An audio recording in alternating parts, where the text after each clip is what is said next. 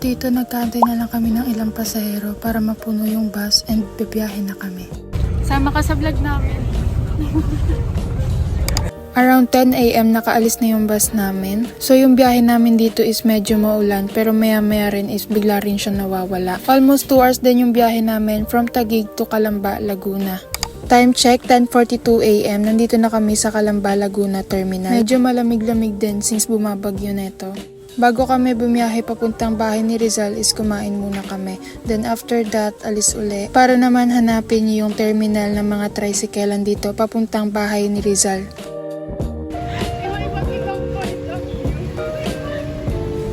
Time check, 11:35 AM. Dito nakasakay na kami ng tricycle papuntang bahay ni Rizal. Almost 10 minutes din yung biyahe namin. Di rin namin expect na medyo malayo-layo rin siya. Actually, nagmamadali kami dito since hanggang 12 PM lang daw yung museum. Dito natanaw na namin yung labas ng bahay ni Rizal. Tabing kalsada lang siya. Hindi na namin nalibot halos buo yung bahay ni Rizal since hanggang 12 PM lang daw yung museum nila. Naging half day sila since mabagyo nga. Very accommodating din pala yung mga staff nila dito and yung mga guard. Kahit malapit na sila magsarado, is pinapapasok pa rin nila kami. Kitang-kita natin yung bahay ni Rizal is gawa sa bato ang baba, then yung taas neto is gawa naman sa kahoy.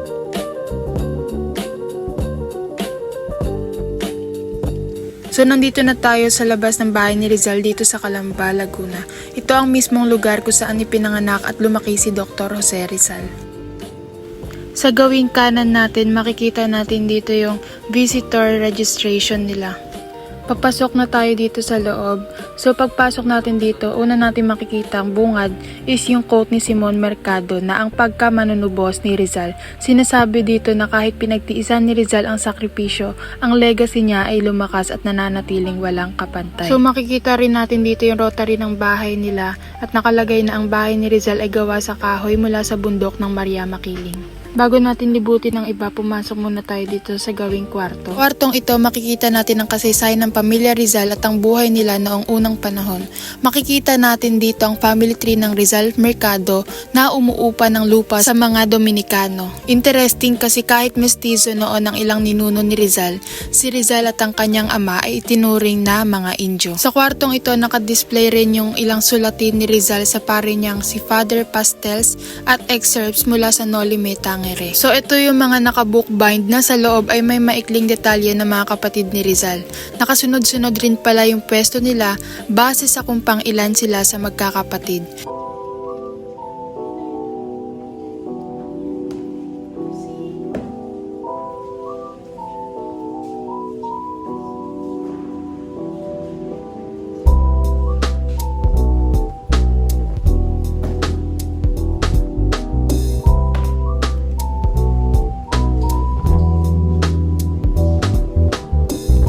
Hindi na namin napakita yung baptismal certificate niya pero isa rin to sa nakadisplay sa loob ng kwartong ito.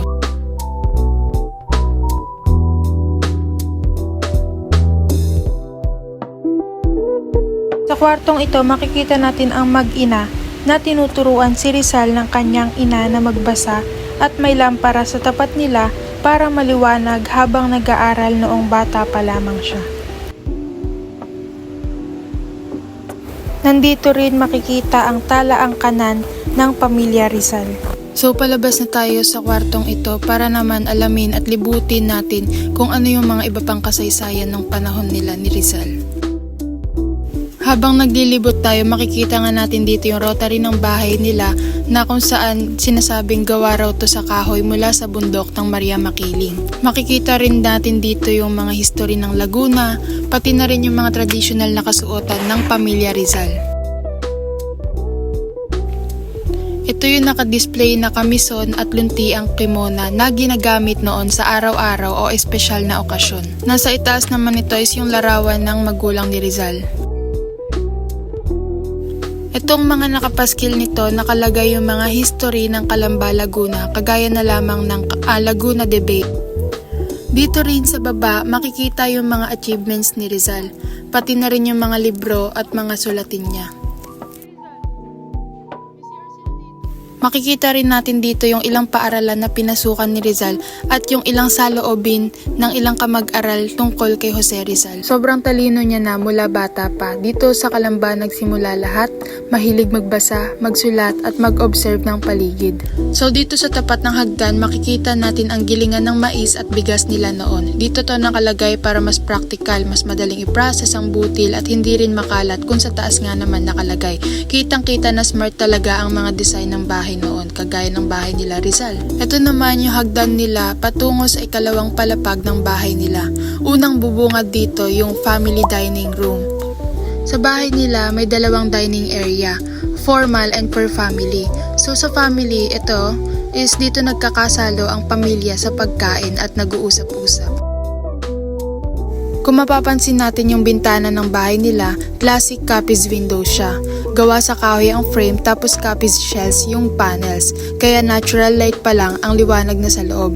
Noon ganito ang gamit para presko, maliwanag at tipid sa init. Sa hilera rin ng family dining room nila is makikita natin yung kitchen or cooking area nila. Ayon sa family cook ng Rizal si Valentina Sanchez, paborito ng pamilya Rizal ang adobo, relleno, tinola, puchero at estofado. Kasama rin dito ang kitchen ng pamilya Rizal na noon ay simple lang ang gamit. Kung mapapansin nyo may plancha sa kitchen kasi dito rin planchahin ang damit, space saving nga ang bahay nila noon. Nandito rin yung mga cabinet kung saan nakalagay ang mga plato at iba pang kagamitan sa pagkain.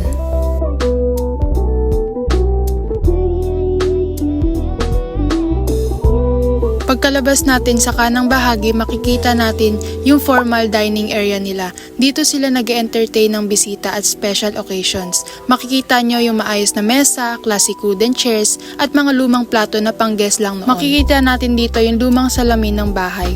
Noon, bihira lang magkaroon ng ganito kasi mahal siya, kaya special talaga na preserve pa to. Pagkatapos naman neto is dito naman tayo sa girls bedroom. Isa lang talaga ang kwarto para sa mga babae. At dito natutulog ang panganay na babae na si Saturnina Rizal. Yung ibang kapatid na babae sa sahig na lang sila natutulog gamit ang banig o sleeping mat. Ito naman yung vanity area ng mga babae kung saan dito sila nag-aayos sa pang-araw-araw o kung kailan lang may okasyon. Dito naman yung tanggapan nila kung saan dito nila tinatanggap ang kanilang mga bisita. Dito rin nangyayari yung mga importanteng usapan na nagaganap sa kanilang bahay.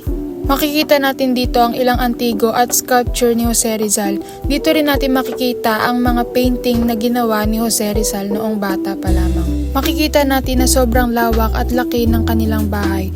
After neto makikita natin ang boys bedroom. Dito natutulog si Rizal hanggang 9 na taong gulang sa 4-poster bed at ang kuya niyang si Pasiano ang nag-alaga sa kanya kasama ang tiyaya niyang si Aguilina. Ito yung writing desk ni Rizal. Dito siya nag-aaral, nagsusulat ng diary, notes at sketches. Sa tapat ng boys bedroom, makikita natin ang kwarto ni Nacho Dora at Francisco, ang mga magulang ni Rizal. Dito sila nagpapahinga at makikita nyo na simple lang pero maayos ang setup ng kanilang kwarto. Wooden bed, kulambo at ilang gamit na pang araw-araw. So yung rocking chair na to is ginagamit para sa pagpapahinga o relaxation ng bata. Sa kwarto ni Rizal, nakatutulong ito para pakalmahin siya o basahin ang mga libro habang nakaupo. Hindi na namin nalibot lahat pero makikita natin dito ang karwahe na ginagamit nila para maglakbay sa Calamba o sa paligid ng Laguna. Makikita mo rito kung paano bumiyahe yung mayayamang pamilya noon. So ayun na yung quick tour natin sa bahay ni Rizal sa Calamba. Nakita natin ang kwarto, dining area, kitchen at pati mga gamit at dokumento na nagpapakita ng buhay ni Rizal noong bata pa siya. Nakakamanghang makita kung gaano kaganda ang kanilang bahay noon. Simple pero puno ng aral at pagmamahal. Hindi lang ito bahay, ito ay simbolo ng dedikasyon, kaalaman at legacy na iniwan ni Rizal sa atin.